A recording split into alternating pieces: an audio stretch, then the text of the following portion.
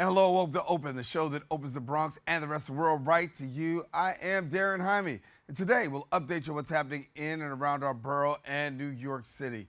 Coming up, we learn about a program giving students the chance to develop leadership skills and gain some very valuable hands-on experience.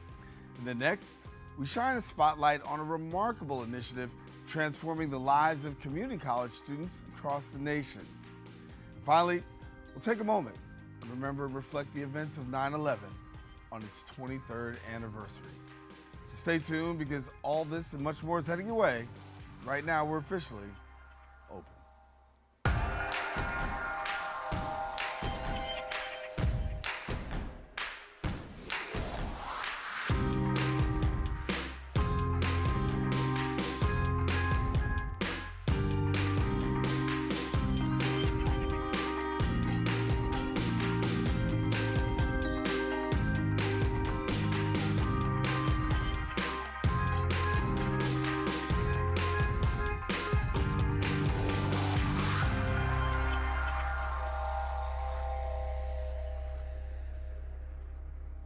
And hello, everyone. I am Daren Jaime. You are now watching Open, a live program bringing the Bronx and New York City straight to you. We also want to welcome our viewers to the Manhattan Neighborhood Network, as Open is being broadcast simultaneously on MNN's channels. You can stay connected to us on all of our social media platforms at BronxNet TV. Some things have been going on throughout the past week. We'll take you through it with our Bronx updates.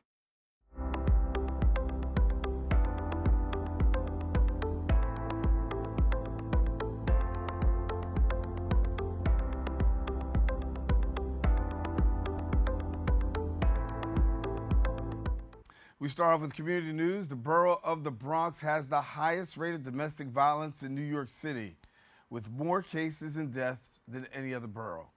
WARM, a not-for-profit organization hosting Love on the Block, provided resources and support to victims of domestic violence. Our BronxNet reporter Chris Camilla brings us the details. A social justice initiative happening right here on East 143rd Street is aiming to provide crucial resources and information to those affected by domestic violence. WARM, a nonprofit organization dedicated to supporting victims of domestic violence, hosts its Love on the Block event, drawing in hundreds of attendees. The organization's mission is to address this critical issue by offering a safe and supportive environment for victims to seek help. There is a silent killer in our community right here called domestic violence. And we are an agency that come into underserved and marginalized communities to talk about the issues of domestic violence and to spread the word that love should never hurt.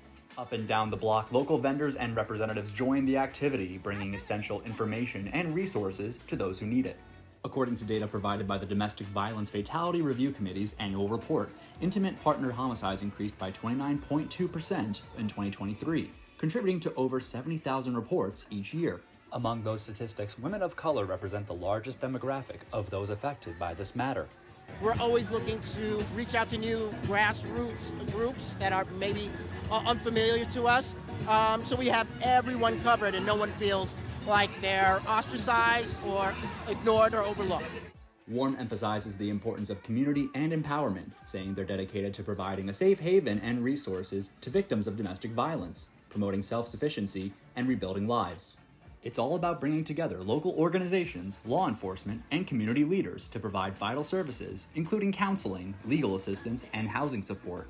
Attendees also have access to health screenings, as well as food and clothing. We support one another as women, as young women, as black women of color, right? If we don't do the work don't get done. Representatives of the New York Police Department and the Department of Corrections say that more resources are becoming available to survivors of domestic violence, many of which can be found here at events like this, meant to keep the public more informed and aware.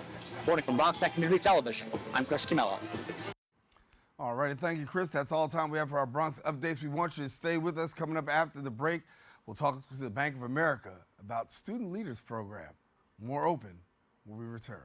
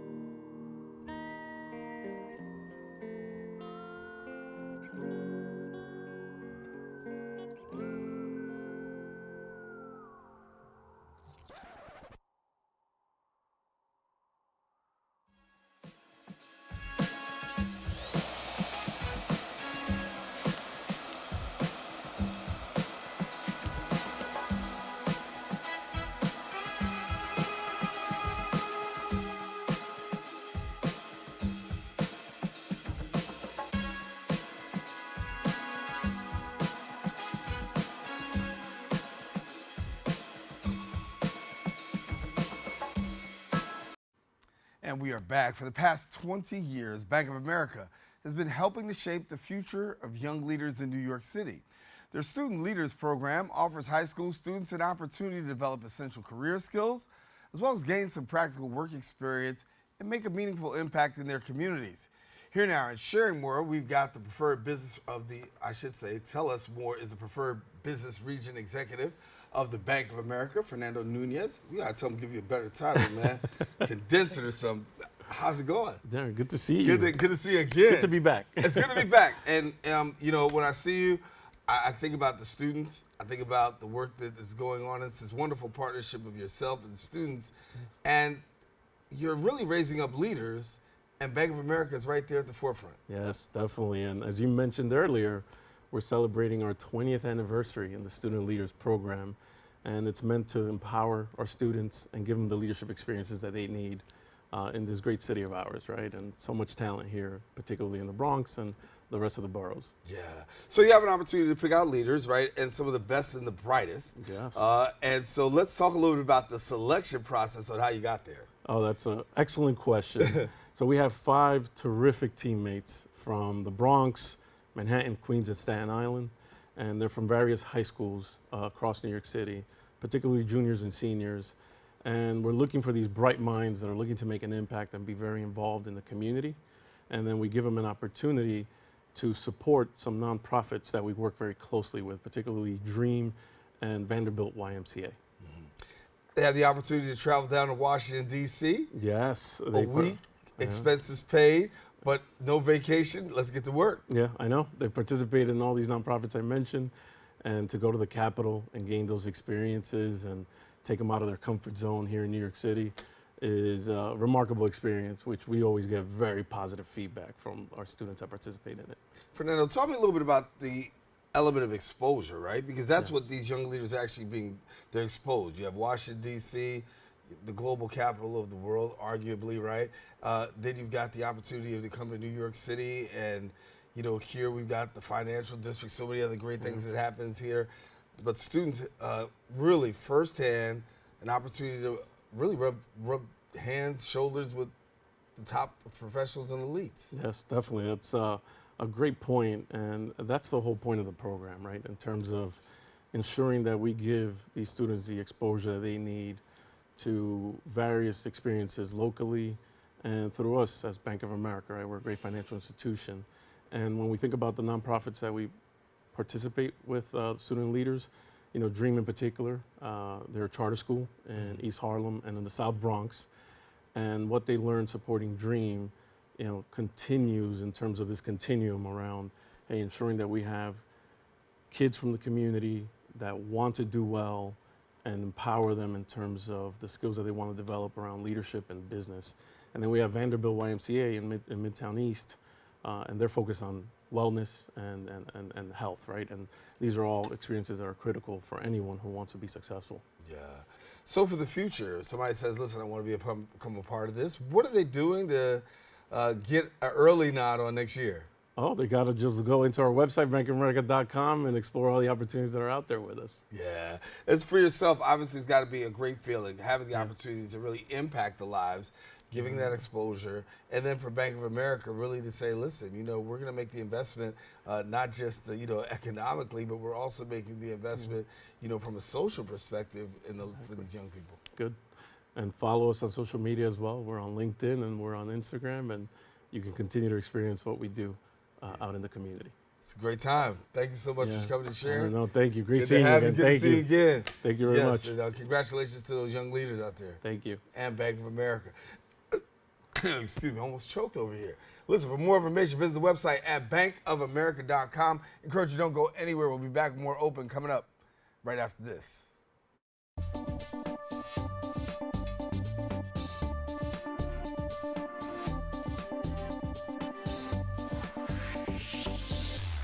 Hey, creative family. My name is Timothy Coleman, and I'm the Director of Education here at BronxNet.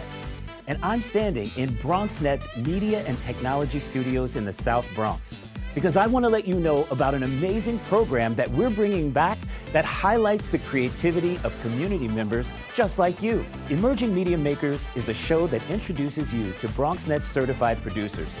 They've taken a step in their creative journey by enrolling in BronxNet's media training classes. On this show, you'll get to see the many ways that our certified producers have created a space that's all their own. Emerging media makers, your passion lives here.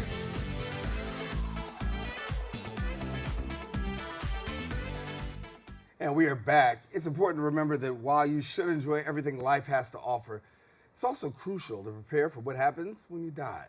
A life insurance policy provides essential protection for you as well as your family. And choosing the right type of life insurance can be quite confusing. But joining me now with some information is financial policy advocate at Consumer Reports, Chuck Bell. And Chuck, good to have you. Pleasure to be here. Thank you. And I think that's something we talk about in the beginning. So many people are just enjoying life, but then when it comes time that death occurs, life insurance is brought into question, and many times families aren't adequately prepared. So when it comes to choosing life insurance, are we finding that more and more people are making that decision, or a lot of people still on the fence in terms of choosing a policy? Well, life insurance is unusual in a number of ways, and one of them is people have said it's a product that's sold, not purchased, Right. By which I mean people often approach you to offer life insurance. A lot of times the consumer is not going out there and actively researching their options and making a deliberate decision. And it's not pleasant to think about our own death. You know, with other types of insurance like car insurance or home insurance, you can see the value of the assets you're protecting. If they're damaged, you see them get repaired or replaced. Mm-hmm. With life insurance, we're talking about your own life. Right. And so if you were to suddenly depart from the earth, would your household have enough money to pay your rent and your mortgage? Would you have enough money to help put your kids through college? That's the importance of life insurance, really, is to plan for unexpected death, as well as, perhaps build some money up for the future and have some death benefit at the end of your life. And you talked about it earlier, how sometimes families are bought to the place where they're actually being sold, and life insurance companies are coming and saying, listen, this can be overwhelming, actually, for a family. So how do you get down to break down to which exactly is the best life insurance policy for your person? Yeah, what I would recommend is people go to an independent website like Investopedia or US News and WorldReport.com, where there's a good explanation of what the different types of products that are available, and also some quotes or ratings of different policies where you can compare your choices. You don't want to go with the first person or salesperson that comes along. You want to do some homework and research your choices. And it's okay to say to these people, hey, I'm in research mode right now. I'm gathering information. I want to see how your policies stack up to what other folks have to offer. Yeah, and that's good advice right there. When we talk about life insurance, though, it's a little bit more than just choosing life insurance, because it's also really, as you mentioned, financial planning. Exactly. I mean, it also factors into what other financial plans are you making? Do you have a 401k or a retirement plan at your job that you're putting money aside for? Because that's going to affect your savings and your wealth building as well. But for many people, the important thing to do is to have enough life insurance when your kids are young. And so if something happens to you, there's enough money to help support them and keep the household going. What would be the burden or impact on your partner if you happen to pass away? And it's not something that many of us think about, but term life insurance, which is a short-term type of life insurance that you get for 5 to 20 years, will help cover that contingency. And then when you're older and your kids have grown up and they're off on their own with their own salaries, they've gotten through college, you've paid off your mortgage, there's probably less need for life insurance at that point. You can focus on the other types of wealth building, like supporting a home or focusing on your retirement plan and mutual funds. But it really is a safety net for families, really, of many ways, because when we look at it, it's not just about the burial per se. It's more about making sure there's some financial stability that goes on for your loved ones, and really passing down something that they'll be able to subside with. Absolutely. And so in the beginning, you want to research what your needs are, how much replacement income you think you're going to need, how much for burial, and so on and so forth. And then you want to search for the coverage with that amount in mind. Social Security has some survivor benefits programs, so that will provide some support to many households, but it's not going to be enough to cover some of the basic expenses that you're probably already paying right now. And you also have to consider how much room do you have in your budget to pay premiums for life insurance, because it's really tough for people now. Yeah, and the rates are increasing, of course. And talk about since COVID. Let's talk about what's happened since COVID. Yeah, I mean, I think COVID underscores the fact that you could pass away unexpectedly. I mean, the life insurance system and industry is going to be fine. They're adjusting to the situation. They have actuaries that figure out the risks of death and so forth. But for a lot of people, you can get, good term coverage for, $50, $60 premium per month, right? So U.S. News lists a number of these policies on their website. So I would suggest going to a website like that and really understanding the industry. There are many different types of life products. It's very complex, so it's important to really do your homework in the beginning and get a general understanding, not working just with one person from the industry who might steer you in the wrong direction. Yeah. One thing I love about Consumer Reports, Chuck, is the fact you guys really take a look at, some of the trends that consumers are looking at or businesses are looking at. So I can't let you leave without talking about trends for a minute. Are there any trends that we are looking at in terms of life insurance from the consumer? Well, one area where I think we're starting to break through and make some progress is more and more people are seeking out financial planners. So there's a thing called the Certified Financial Planner designation, where you can get somebody who's an independent person who works for either a commission or fee for service, but works just for you. And that industry has grown, and there's a website called Let's Make a Plan, where you can get referred to a certified financial planner. So I think the idea of people getting their own independent financial advice, not tied to the fortunes of a particular company, is a really important thing, because people earn big commissions for selling life insurance, and unfortunately not everybody's going to do what's in your best financial interest. You have to really shop it and get 3 to 5 quotes and look at the policies head to head, make an apples to apples comparison. What's the biggest thing you tell consumers when it comes to this? Get started.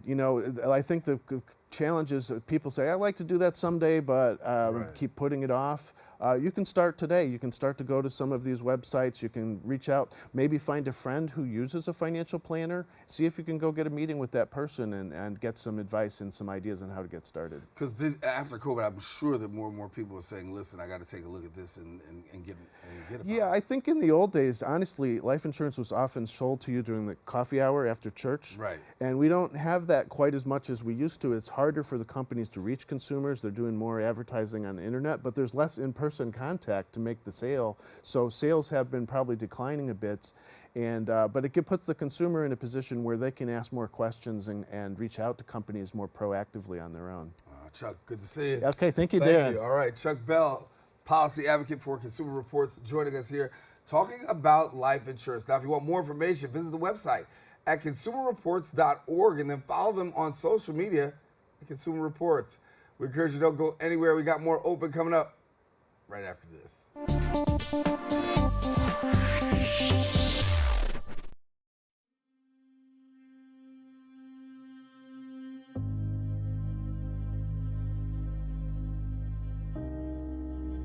Only 57% of New York City high school students are college ready by their senior year.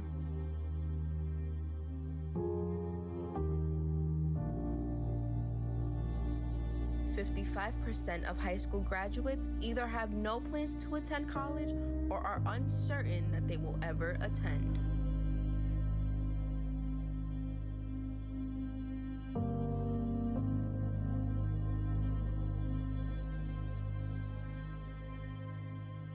%34 of young adults don't go to college because they can't afford it.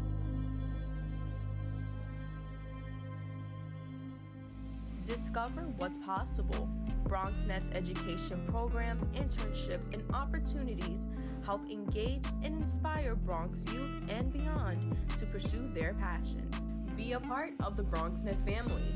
Whether you're interested in our shows, joining a class, or donating to support our mission, visit bronxnet.org to learn more. And we are back. Established in 2006, the Kaplan Leadership Program has been instrumental in supporting high-potential, low-income, and underrepresented community college students as they complete their associate's degrees and transfer to prestigious four-year schools. We've got sharing with us now the Kaplan Leader Scholar at Kaplan Educational Foundation, Tiffany Garcia. And Tiffany, good to have you. Thank you for having me. I'm so excited. So you got a great journey that you've had with Kaplan. Talk a little bit about it. Yeah, so I want to say that it's been really transformational. Like I started off as this really timid scholar with hugely ambitious goals, but I really didn't have any mentorship on how to achieve it. And this is when the Kaplan Leadership Program really came in and they stepped it up for me. So they helped me with everything from academic advising to career planning, and they always taught me to dream bigger. So the small dreams that I had, not only did they try to enforce that they're very much possible, but they're also backing me in any way that they can. Yeah. For you, having that kind of resource and having that kind of help, how much of a difference maker is that for you in the life of a student? It was tremendous. So on top of dreaming big, which is their huge slogan, huge motto of theirs, they also really taught us to give back to the community in any ways that we could. And academically speaking, if it wasn't for them, I don't think I would have been in the same playing field as my peers when I transferred. So I had transferred up to Wellesley, and with all of their resources and their tips, I really leveled the playing field, and I could compete with some of the greatest peers that I've had. So. That transition from Borough Manhattan Community College to Wellesley, how was that? Oh, it was super, super intense, writing the applications and everything. But ultimately, because of their guidance, their academic advising, I was able to not only secure really astounding essays and research to school, but I was also able to partake in different type of leadership programs at Wellesley. So, yeah. So you made this transition I want to talk about. So you had this transition where you're really dealing with luxury retail analysis. Yeah. And so all of a sudden now you decide that you want to go to product services, correct? Correct, yeah. And finance and product services, I should say. Yeah. What was the reason for the transition? Yeah, so once I graduated Wellesley, and this was post-pandemic, so Kaplan's always been very big on be open to different types of opportunities, and life is very nonlinear. So because of that, I was applying to different types of internships, and they liked me enough to not give me an internship, but give me a full-time position. And I thought, as a first-gen Latina from the Bronx, when am I ever gonna get this opportunity again? I have to take it. Scared I was, but I was like, I have to take it. I did that. I learned a lot. I got to translate in Spanish. I got to work with legal teams and work with some of the greatest luxury brands, Italian and French, that I've known and only had heard of. But ultimately, when I thought about the impact that I wanted to have and the kind of impact that I wanted to have through my career, I started to think, well, I think what I would feel better in is supporting the communities that I come from and the communities that I represent, like the Bronx, like first-gen students of color, and also trying to figure out a way to develop my passion for financial literacy. So I realized halfway through that finance was always an interest of mine, but that's really where I see all of my passions being at the intersection. So I thought, okay, financial planning is definitely something that I'm super excited about. I'm a big fan of financial literacy. And I'm so excited to see the next wave of like first-gen students become first-gen professionals. Because I hope at that moment I can grab them and help them really achieve their financial goals. Right. Yeah. And right now you've got a transition as well into UBS. And I want to talk a little bit about Kaplan and how that really has helped to get you to where you are today in your current role at UBS. So for somebody who doesn't know, explain, what are you doing at UBS now? Yeah, so I just secured a rotational program at UBS. I'll be working out of the Weehawken office. And I'm so excited for this to be my second rotation, but Kaplan has always, once again, like been super adamant about being open to different types of opportunities. And I do think that the opportunity at UBS is coming exactly at the right moment.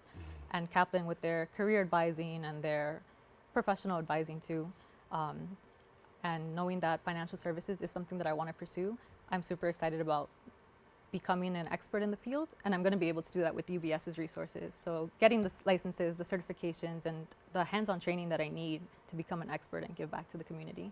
Yeah. At what point do you feel like, okay, in your professional journey now, and you look back at the experience with Kaplan and say, oh, this is really kicking in right now. I got this information with Kaplan. This is really kicking in over here. I think a part of it was the networking skills. Like they really pushed leadership and professional development. So anything from guest lecturers to networking skills to having the confidence to set up an informational interview, it really helped me once I arrived at Wellesley. And I was actually able to help first years who were living on my dorm, who had no idea what they were doing.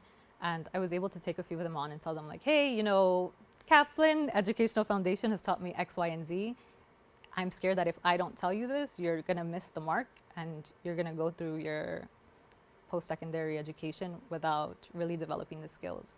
And I love that form of like informally mentoring because so many people have done it for me. And if I could base a whole career around it, like that's exactly what I want to do with financial planning. So I'm really excited about making financial literacy a lot more accessible for these students of color. Yeah. So the journey continues, and you're excited about it? Very excited. I'm so excited to. Life has been a lot about transitions for me, Right. from Kaplan to growing up in the Bronx. And the more I think about how the Bronx has set me up and has made me a stronger person, I'm really excited to give back and to continue to mentor people and also just pave the way for different scholars that are coming in, just as past scholars paved the way for me. Yeah. And when you see where you are right now, you know, you look back, you say, wow, did you ever think you'd be sitting where you are right now? Definitely not, especially not in the way that it happens. I mean, going through a rotational program in Europe with really prestigious brands really gave me the confidence to pursue what I'm pursuing now and to be confident in saying I can do exactly what I do in a different field and to give back, to become an expert, and just to provide some guidance to people who are lost, just like I was once lost. Yeah. And I know we talked off camera, like you spent time in Madrid. Yeah. Right. Talk to us about Barcelona, right? Barcelona and Madrid. Madrid. Yeah. Hey, we just our last guest is traveling to Madrid, but you came from Barcelona. Talk to me about the Barcelona experience and how that actually shapes you as not just a world-class individual in terms of the work that you do. Yeah. So, being the analyst of Spain with the Bicester collection, which is like luxury shopping centers all over Europe and China. So, straight out of college, this was my first job, and I was in charge of 2 shopping centers, the one in Madrid and the one in Barcelona. So it definitely leveled, it upgraded my skills in the sense of, like, not only did I have to bilingually translate across English and Spanish, but I had to work with colleagues all over Europe. I had to be able to sit in the same room as the director of Spain and give my opinions, and to be able to advocate to my team that certain movements that we had to do were critical for the ultimate long-term goals of the company. And I think back today, and I'm so proud that I took that opportunity, even though I was scared out of my mind. And I wasn't sure what I was doing, because now it's led up to this point, and it's given me a clearer understanding of what I want to pursue and how I'm going to go on forward pursuing that. Well, I want to congratulate you. It's been awesome just to hear a little bit about your journey and really to see where you are in leadership and how things are planning out. And you've got your career as a financial planner, giving it back to the community. Yeah. And so we'll be looking forward to you coming back, sharing some tips and helping us out. And great congratulations. Thank you so much. Tiffany, great to have you. Likewise. All righty. Now, listen, if you want more information, we want you to visit KaplanEdFoundation.org. Encourage you, don't go anywhere. We'll be back with more Open coming up right after this.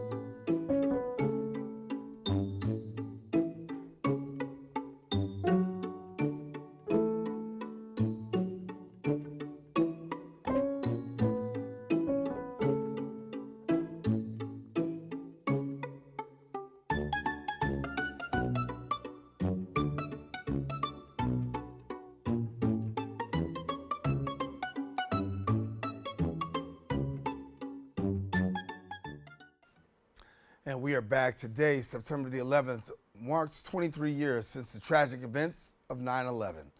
A day forever changing the course in history, reshaping the lives of millions. On this solemn anniversary, we come together to honor the nearly 3,000 souls lost, the heroes emerged in the face of terror, and the resilience of a nation rising from the ashes. The attacks on the World Trade Center in New York City, the Pentagon, and Washington, D.C., and United Airlines Flight 93 shook the foundation of our collective security. In the years since, We've not only seen how America rebuilds physically, but also how it strengthens its bonds of unity, tolerance, and peace. Today, the memories of those we lost fuel our determination to build a world where love and resilience overshadow fear and division. As we reflect on the past, we also recognize the strength of our future.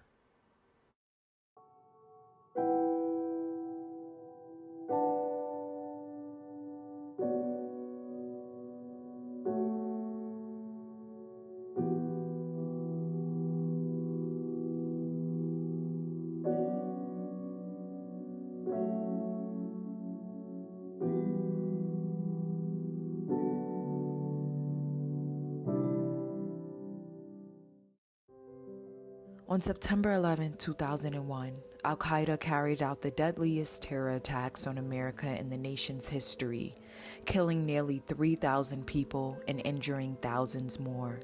It was a day that New Yorkers, Americans, and the world would never forget. I was on the phone with him when the plane hit. When the plane hit, we were speaking at that moment, and he was telling me that they were telling him to hold back, that he was taking care of the people and they were coming for him. And as we were speaking, I looked up and I saw the plane hit and phone went dead. And that apparently was it. Today, as the 20th anniversary of the attacks approaches, the memories are still very vivid for many Bronxites. When I got at the train station, like the 9/11 was already taking place. One building was already on fire. So once I got to the office, they evacuated us, and me and my coworker basically walked down to like Canal Street and literally seen like it fall. When you got home, the TVs and things wasn't working properly. So you had to wait till the afternoon, everything come back on. And you saw what you saw, people's running, all the dust, some people falling out the buildings. And it was just terrible. Something you'll never forget.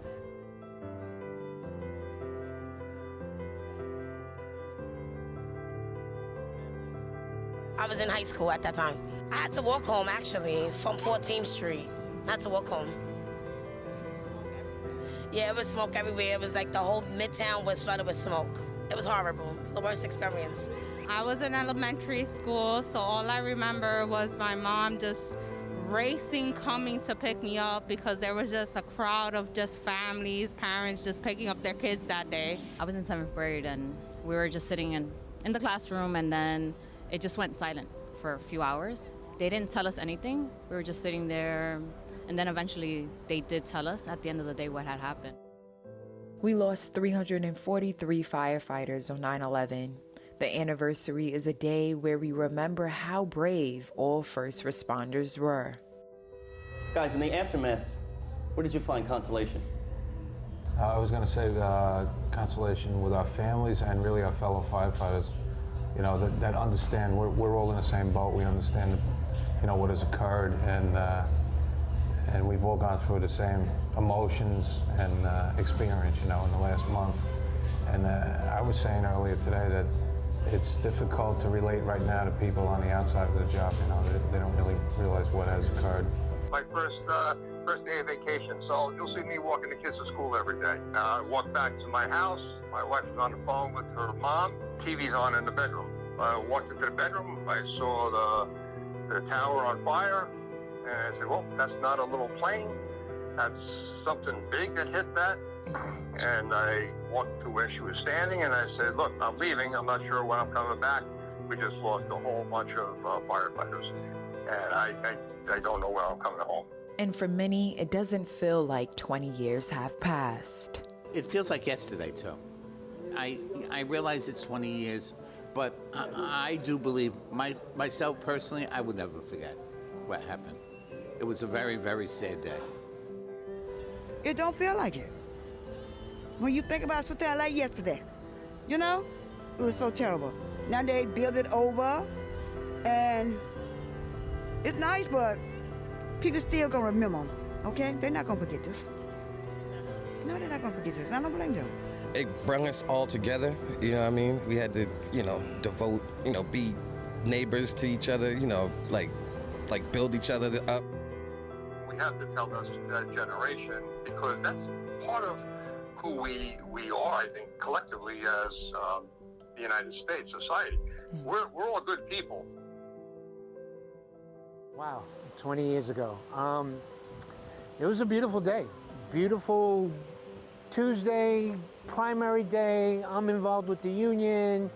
We were supporting El Jefe, Freddie Farrar for mayor, and I had to vote.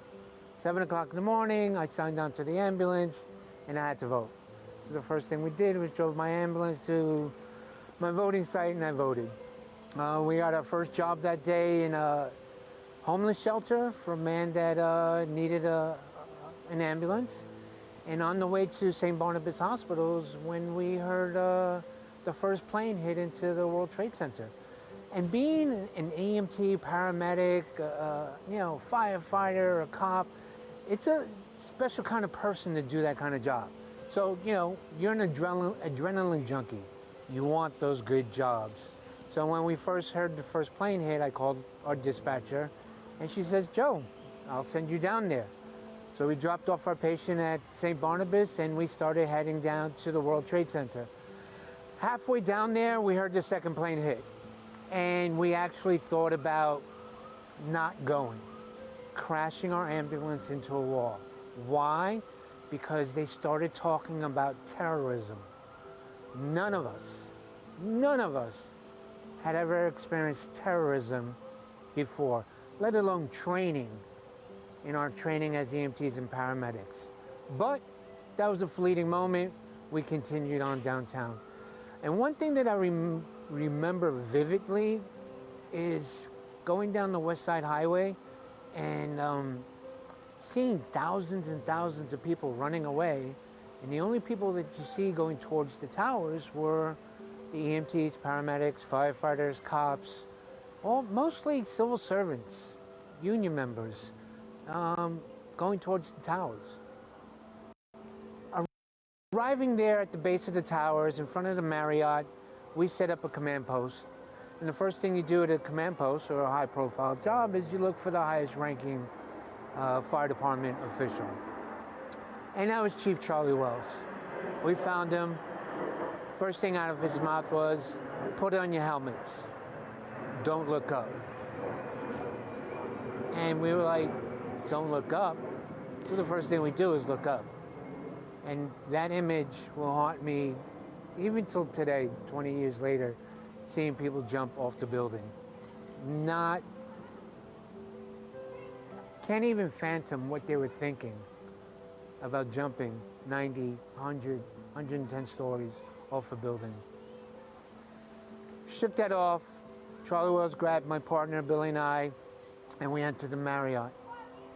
And right when we were entering the Marriott, unbeknownst to us, because we weren't, even though we were physically there, people on TV were getting second by second, minute by minute updates, not like the people on the ground. So as I was entering the Marriott, I heard this loud, roaring freight train noise and looked up and just thought another plane had hit the building. My chief screams out, run. I run into the Marriott. Him and Billy run back across the street. Next thing you know, I'm buried alive inside the vestibule of the Marriott.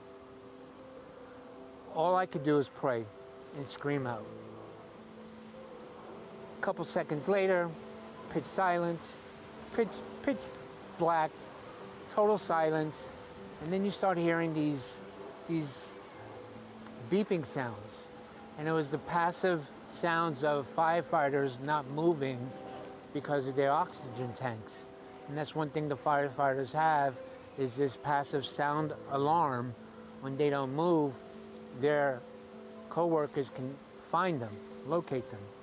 And you just kept hearing this doo-doo, doo-doo, doo-doo, doo-doo. Didn't know what happened, couldn't see anything, could hear a few voices, and literally 15, 20 minutes later, I'm with a lighter trying to see my way out and literally had to climb out of this pile because the wall had collapsed into the street. And once I got out into the street, it was a ghost town. There was nobody there. I was screaming out for my partner, Billy, screaming out, nothing. I wandered into, it was so dark. I walked into a light pole. That's how dark it was. I found my way into a grocery store just to clean my face from all the dust and debris. And people were trickling in, bloodied, hurt. I made one phone call, and that was to my mother.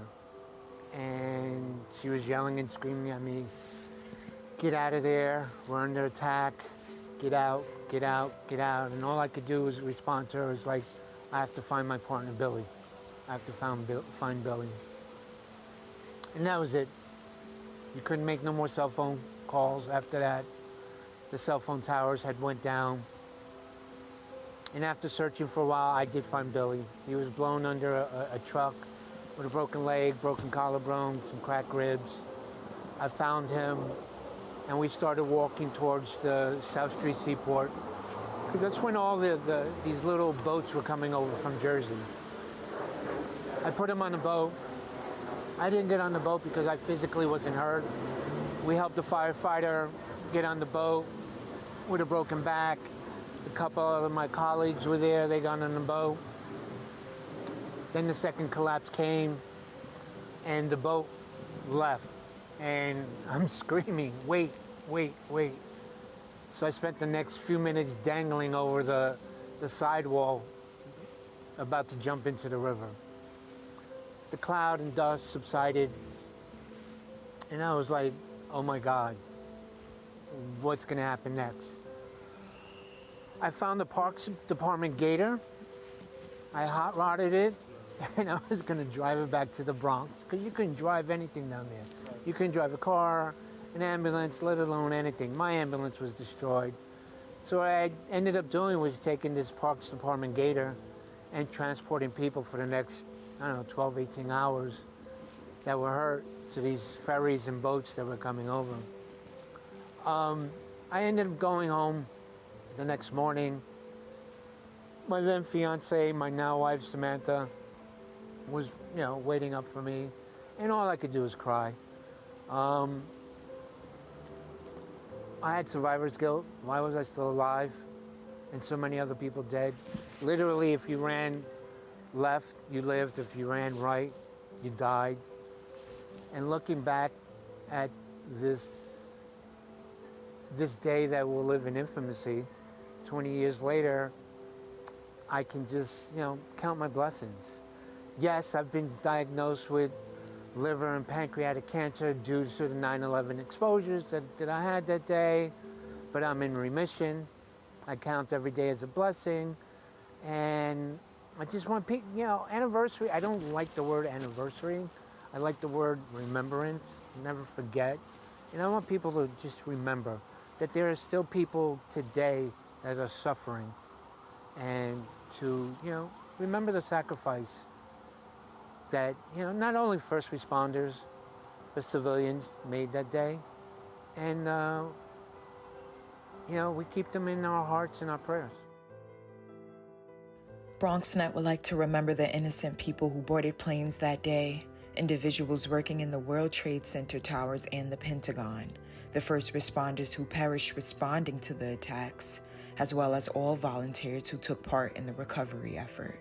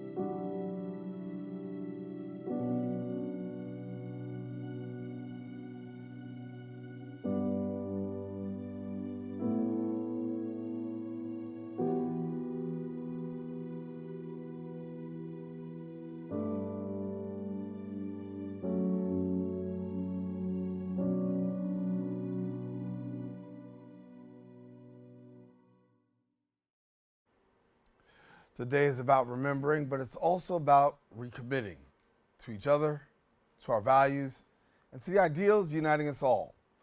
May we always remember the victims and their families, and may we always find strength in unity. We come to the end of our show today. I'm Daren Jaime. For all of us here on the set of Open, saying take care and God bless.